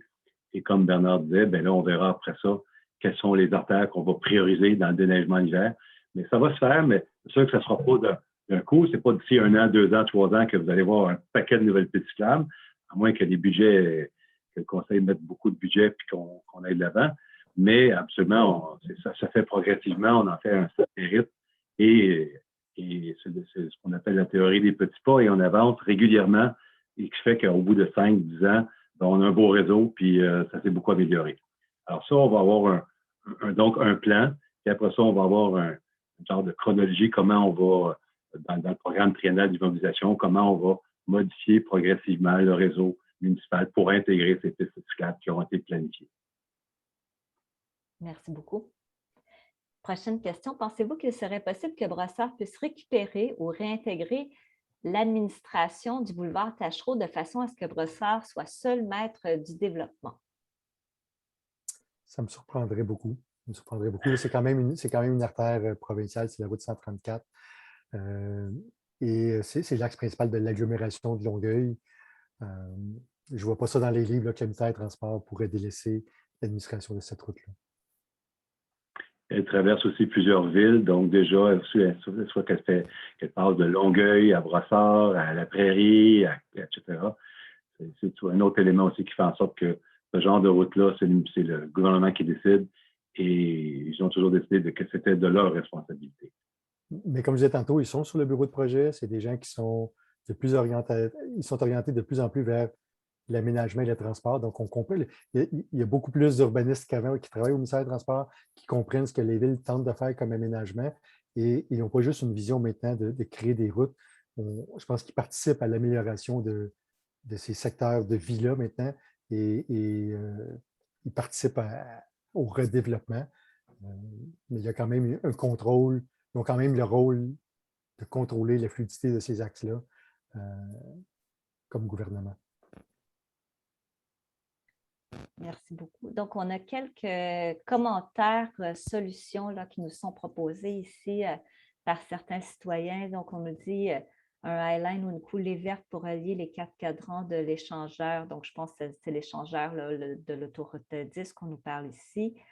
Et là, c'est un citoyen qui dit que nous ne souhaitons que ce ne soit pas un tunnel sous la 10, car nous trouvons qu'un tunnel n'est pas sécuritaire. Donc, moi, les citoyens, là, peut-être, je vais faire une parenthèse, qui ont des idées, je vais les encourager à nous partager ces idées-là. Bientôt, la Ville va lancer sa plateforme de participation citoyenne et pour le projet du PPU, il va y avoir un mur à idées où les citoyens vont être invités à mettre leurs idées. Donc, si vous avez des solutions, des idées comme ça, dans le cadre du PPU, du futur centre-ville, surtout, n'hésitez pas à les partager avec les acteurs là, du projet, les acteurs de la ville dans le projet. Ce que je pourrais dire, Émilie, par rapport à, évidemment, on est très conscient là, que les passerelles aérées, souvent même quand ils sont couvertes, là, qui sont en verre, puis les citoyens aiment beaucoup mieux ça qu'un tunnel. Mais il y a certains éléments, certains endroits où on n'aura pas le choix. Actuellement, la station REM Panama est entre l'autoroute 10, entre les deux voies d'autoroute 10, et c'est 2 tunnels qui vont nous permettre d'accéder de part et d'autre. Ça va être construit comme ça. Là, et ce tunnel-là est en construction, et donc on va l'utiliser. Et nous, bien, la Ville, on va s'en servir évidemment, pour passer au travers de ce secteur-là, puis rejoindre Portobello et le secteur Panama. Et je vote aussi parmi les questions, mais c'est sûr que si on est capable de faire des passerelles, par exemple, par-dessus Tachereau pour améliorer l'accès de certains secteurs. Il n'y a pas juste la 10 qu'il faut traverser. Là. Tachereau est très, très difficile à traverser aussi. Donc, oui, tout ça, ça va être analysé. Je parle entre autres à partir des secteurs A et B, à l'intersection Tachereau et Panama, sur l'heure de pointe, là, très, très difficile de traverser au niveau de la rue. Donc, s'il y a des éléments comme ça de passerelles qui peuvent être proposés, oui, le programme partiel d'urbanisme, on va en discuter lors des ateliers d'idéation. Et oui, c'est des solutions qui peuvent être apportées à ce moment-là. Merci. Justement, là, on a un commentaire à ce niveau-là, là, au niveau de l'accès sécuritaire. On dit, si vous parliez des 4 côtés d'accès, il ne faut pas oublier un accès sécuritaire pour le secteur A et B, par le secteur A et B plutôt. Il y a Tachereau à traverser, pas si loin que ça, le secteur A et B, les gens peuvent y converger à pied. Donc, c'est peut-être des éléments là, qui devront être pris en considération. Puis actuellement, comme on ne connaît pas le transport structurant qui va être aménagé sur le boulevard Tachereau, le lien S-Ouest qui a été annoncé, il y a eu un bureau de projet pendant 2 ans. On parlait d'un tramway. Là, ce bureau de projet-là a cessé d'opérer et c'est CDPQ Infra qui regarde la possibilité de faire un REM. Donc, si on a un REM sur Tachereau, nécessairement, pour accéder à ce REM-là, il y aura des passerelles ou des trucs comme ça. On ne le sait pas pour le moment, on n'a pas les plans, on n'a pas d'idée. Ça va venir bientôt. Le REM, je pense qu'il a annoncé que ce serait vers la fin de l'année qu'on aurait les informations. Mais nécessairement que oui, donner accès au secteur A et B et traverser Tachereau de façon sécuritaire pour se rendre au REM, je pense que ça doit devenir une priorité. Merci beaucoup. Prochaine question. Vous aviez mentionné qu'il y avait beaucoup d'intérêt pour le développement du centre-ville auprès des propriétaires fonciers privés. À partir de quel moment ceux-ci pourront entreprendre des projets immobiliers? Peut-être M. Cléroux, Mme Desfossés, je vais vous laisser la parole. Oui, alors oui, on a effectivement des propriétaires qui se sont déjà manifestés. Pour certains, malheureusement, ils sont dans un secteur où il y a actuellement un moratoire causé par les infrastructures de Aqueduc-Énégout. Donc, les autres devront attendre que les solutions soient apportées au réseau avant de pouvoir faire des projets de redéveloppement. Pour ceux qui ne sont pas liés avec ça, à ce moment-là, ça nécessite des modifications et de l'approbation des projets par le conseil. Il y en a qui ont déjà commencé à soumettre des projets qui sont à l'étude et qui seront donc présentés au prochain conseil municipal à partir de la fin de l'année, début de l'année prochaine. Et là, on verra si le conseil veut commencer à aller de l'avant, parce que c'est à peu près en même temps qu'on est en train de faire le programme particulier d'urbanisme, naturellement. Il y a des choses déjà très intéressantes qui sont proposées, qui vont assez bien dans ce qu'on voit dans le désir des citoyens. Alors, mais on verra le nouveau conseil s'il permet que des projets puissent démarrer en début d'année. Mais il faut comprendre aussi que, bon, même si on parle de démarrer, ça ne veut pas dire qu'il y a des permis de construction qui vont se donner, parce qu'il y a probablement des rues à ouvrir, il y a des nouvelles choses à faire, et ça demande des délais de conception, d'approbation des différents ministères. Alors, ça peut prendre encore quelques années avant qu'on voit des premiers projets dans le cadre conformes aux orientations du PPU. Là. Merci beaucoup. On nous donne aussi, ici, c'est une citoyenne qui nous donne quelques suggestions là, à explorer de ce qui a pu être fait ailleurs. Elle nous dit ici, je partage l'évaluation de Christian Cléroux concernant l'héritage historique associé à la présence du boulevard Taschereau en plein centre-ville. Toutefois, plusieurs villes dans le monde ont eu à se pencher sur la même problématique et ont abouti à des solutions audacieuses et à forte acceptabilité sociale. Je cite par exemple New York avec la West Side Highway, Vancouver avec les viaducs Dunsmuir et Georgia. Et pour finir, le célèbre cas de Séoul avec la rivière ressuscitée Cheongji-Echong. Donc, c'est peut-être des expériences là, étrangères à explorer dans le cadre de la révision du PPU, desquelles on pourrait peut-être s'inspirer à la ville de Brossard. Tout à fait. D'ailleurs, quand on fait ce genre de projet-là, on cherche à trouver effectivement des exemples similaires qui ont lieu ailleurs, sur lesquels des exemples qui ont réussi, qui ont bien fonctionné, pour lesquels on pourrait s'inspirer. Ce n'est pas de les reproduire, mais c'est de s'inspirer. D'ailleurs, on a demandé à Louis Michel de nous trouver des expériences qui pourraient nous aider à faire évoluer ou à amener des innovations dans notre secteur qui seraient intéressantes. Alors ça, dans le projet du PPU, on pourrait avoir une petite section qui pourrait montrer justement des exemples. Et ceux qui ont été nommés, si Louis Michel ne les connaît pas, moi je ne les connais pas tous, je vais aller dans tous ces pays-là, mais on pourrait effectivement les montrer. Puis c'est toujours les inspirations, c'est toujours intéressant à avoir en début d'idéation, en début de création, là, de se pencher sur ce qui s'est fait ailleurs, soit pour ne pas reproduire des erreurs ou soit pour reproduire des bons coups, essayer de s'inspirer de certains bons coups. Merci. Moi, j'allais justement dire que ces exemples-là, on va les noter, puis on va certainement les consulter. Puis même si, comme le mentionnait M. Cléroux, le Taschereau n'est pas juridiction municipale, bien, il y a quand même ça fait partie quand même du programme particulier d'urbanisme. C'est au cœur du programme. Donc, c'est sûr qu'il y a une réflexion qui va se faire sur l'avenir de ce boulevard-là. Et si le PPU peut inspirer les acteurs des niveaux supérieurs, ben pourquoi pas? Merci beaucoup. Je vais revenir à la carte sur notre présentation ici parce que la prochaine question on nous pose une question là, précisément au niveau de la carte.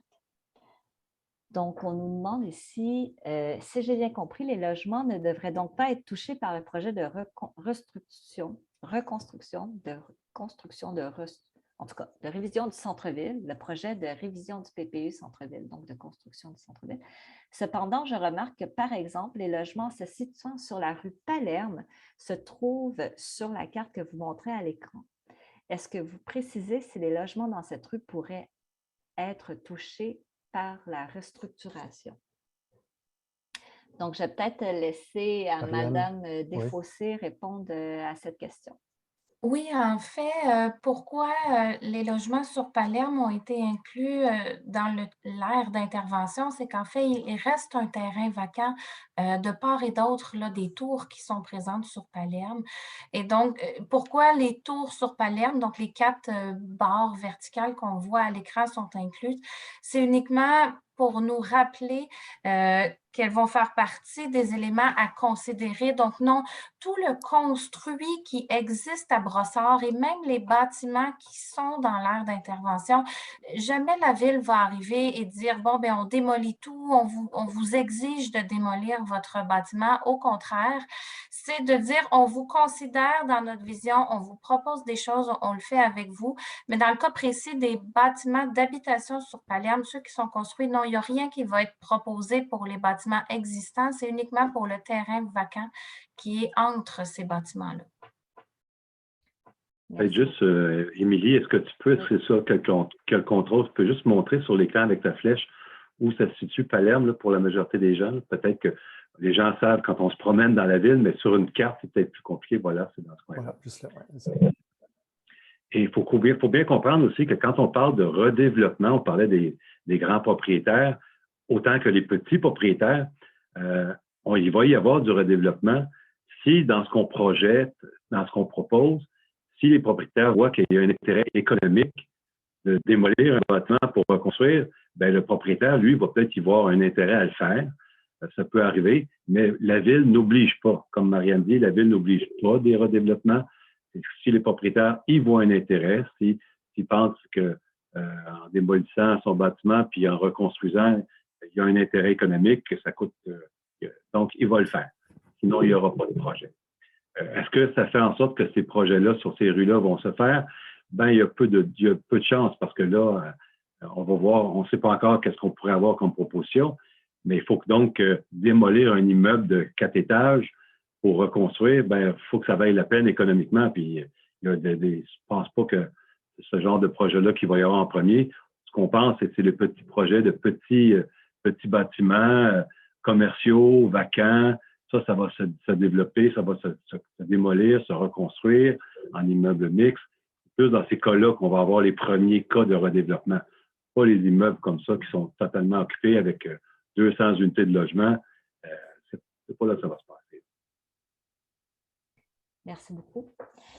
Donc, une prochaine question. Nous restons dans le secteur T, à proximité du futur accès à la station Panama-REM côté ouest. Nous sommes préoccupés par l'achalandage du trafic que cela implique. Est-ce que nous serons consultés avant que les décisions soient prises? Donc, je vais peut-être laisser la parole à M. Cléroux. Ben, je pense qu'on en a parlé beaucoup tout à l'heure, de toutes les consultations, de tout notre processus. Oui, la consultation va faire partie de notre processus. On va vous consulter, on va trouver des solutions. Si effectivement, vous avez des craintes au sujet de la circulation, bon, on va l'adresser à notre firme d'ingénieurs qui va travailler dans le dossier pour s'assurer qu'on trouve des solutions, qu'on trouve afin de réduire les impacts du développement d'un centre-ville. Merci. Que va-t-il arriver avec les bâtiments déjà existants? Donc, je pense que vous avez un peu répondu, là, M. Cléroux, à cette question précédemment. Oui, exactement. Et ici, on nous pose une question, n'est-ce pas un peu utopique de parler d'un TOD dans un échangeur autoroutier? Ben, on n'a pas beaucoup de choix. On nous a mis un REM en plein milieu de l'échangeur autoroutier et on nous a mis l'obligation, comme M. Morel disait tout à l'heure, au PMAD de la CMM, le Plan métropolitain d'aménagement et de développement. On a mis une obligation de faire de la densification dans ces milieux-là parce que c'est normal, parce que c'est là où il y a un transport en commun très performant, de vouloir de mettre de plus de monde qui vont habiter près, qui puissent y aller à pied. Bien, ça évite de prendre le transport en commun, ça évite les autobus, ça évite de prendre l'automobile.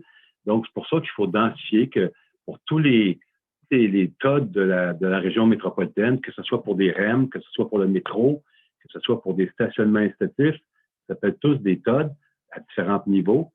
On a l'obligation de densifier parce que c'est là qu'on peut accéder au transport en commun et on veut donc, par l'utilisation du transport en commun, diminuer l'utilisation de l'automobile. Dans ce cas-ci, c'est un petit peu particulier. Le REM est en plein milieu d'une autoroute. Et donc, il y a de la circulation automobile et c'est l'entrée principale pour Brossard de l'autoroute 10. Alors, mais on doit composer avec et on va essayer de trouver les meilleures solutions pour pallier à ce problème-là, de devoir conjuguer les clientèles d'automobilistes, les clientèles de piétons, de cyclistes et d'utilisateurs. Ce qu'il faut voir aussi, il faut voir comme ce centre-ville-là, la présence de Tachereau et d'autoroute 10, ils sont là. L'automobile va être là pour un certain temps. On va améliorer le transport en commun. Déjà, l'axe d'autoroute 10, le transport va être évidemment par le REM, va être augmenté énormément. La capacité du REM va beaucoup plus élevée que ce qu'on avait auparavant par autobus. Donc, il faut voir notre TOD comme 4 petits TOD. Hein? C'est 4 secteurs. Puis on vous a montré tantôt un plan.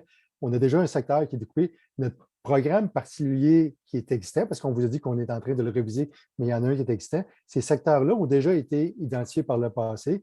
Donc, ils forment une espèce d'entité. Le Portobello en lui-même et ce qu'il y a autour est une entité.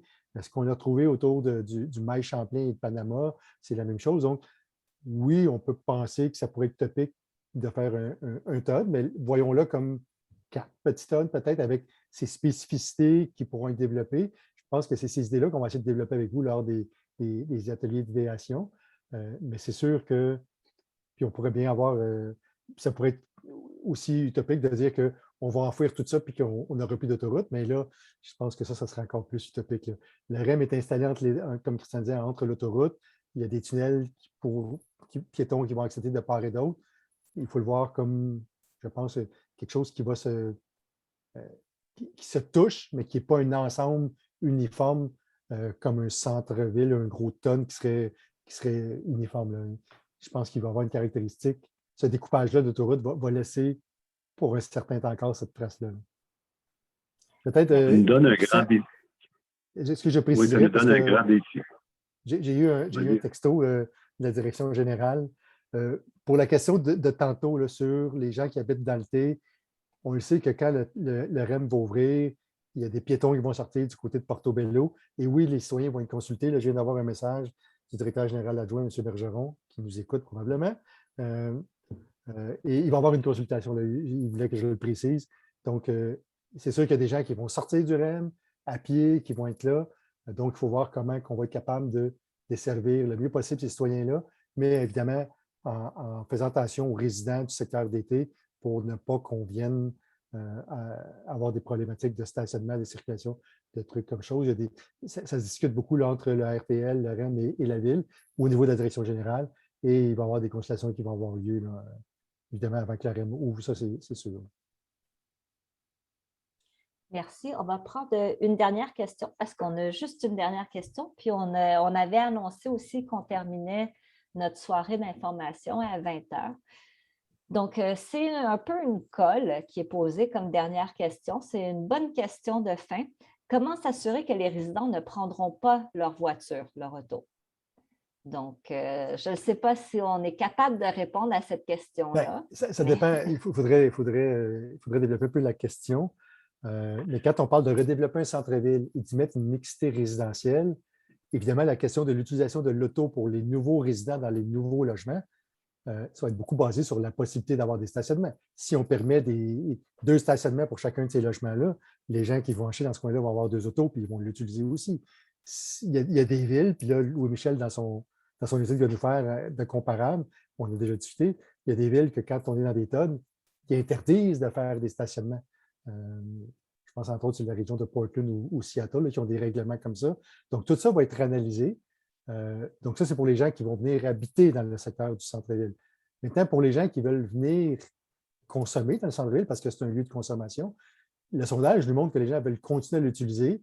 Donc, je pense que l'idée, c'est pour un certain temps, que l'automobile va être encore un moyen privilégié d'accéder au centre-ville.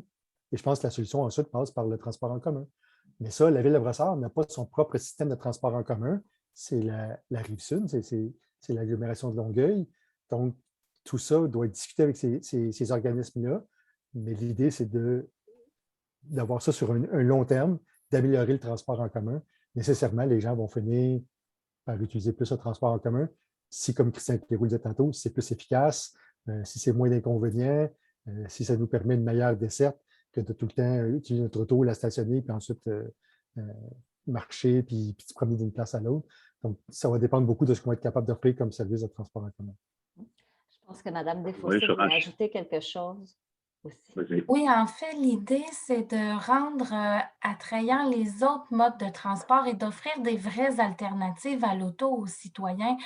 L'idée, là, c'est d'avoir des quartiers le plus complets possible, qu'au centre-ville, on puisse réellement tout faire à pied, comme vous l'avez dit dans le sondage, qu'une fois rendu là, peu importe la façon dont on s'y rend ou si on y vit, c'est le cas également, qu'on ait des opportunités de tout faire autrement qu'en voiture. Et là, c'est tout mode confondu. Vous avez parlé de à pied, à vélo, il y a des voitures partagées, il existe toutes sortes de nouveaux modes qui apparaissent maintenant presque à tous les jours. Et c'est par ça que ça va passer, autant une mixité de fonctions qu'une convivialité d'utiliser les autres modes que l'auto. Et c'est comme ça qu'on va avoir le goût de délaisser la voiture et de la laisser à la maison. Je rajouterais juste qu'avant de commencer à mettre des mesures coercitives pour empêcher les gens de venir dans un nouveau centre-ville en voiture, ben, il faut commencer par mettre des solutions qui vont les inciter à le faire. Parce qu'ailleurs, ça s'est fait, il y a du vécu ailleurs aussi, on l'a dit, là, il y a plein de choses qui se font ailleurs. Et les villes qui ont voulu seulement interdire sans donner des solutions autres, ben, ça ne fonctionne pas. Il faut vraiment offrir des choses avant. Bernard parlait de Portland en Oregon, qui est passé en 30 ans d'une ville axée sur justement l'automobile au centre-ville avec des stationnements étagés. Et maintenant, dans Portland, tous les nouveaux immeubles ont l'interdiction d'aménager des cases de stationnement. Pourquoi? Parce qu'ils ont développé un système de transport en commun en concertation avec le gouvernement de l'État, qui est très, très efficace tant au centre-ville que vers le reste de la ville. Donc, c'est très efficace. Et maintenant, les gens, au centre-ville de Portland, il n'y a même plus de taxi parce que le transport en commun est tellement efficace.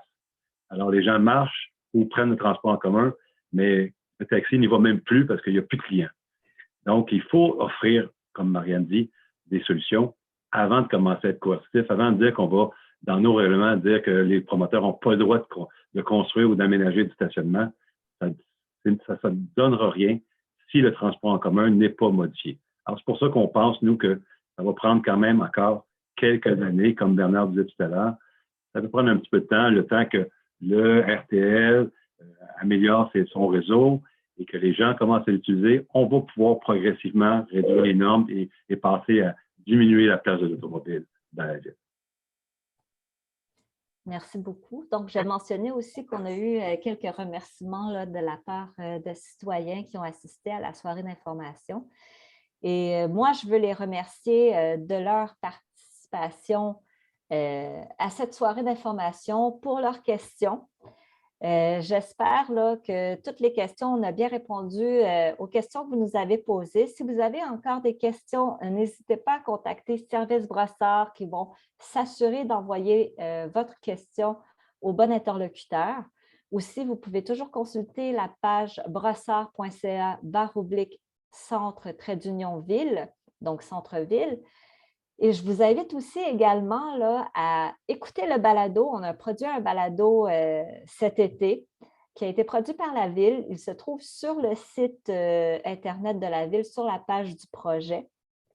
Ce balado-là va vous amener à vous poser quelques questions qui vont être utiles pour les ateliers d'idéation du mois de novembre.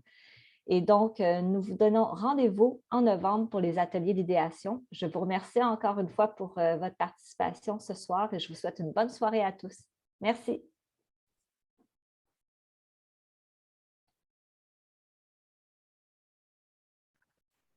Bonne soirée. Là.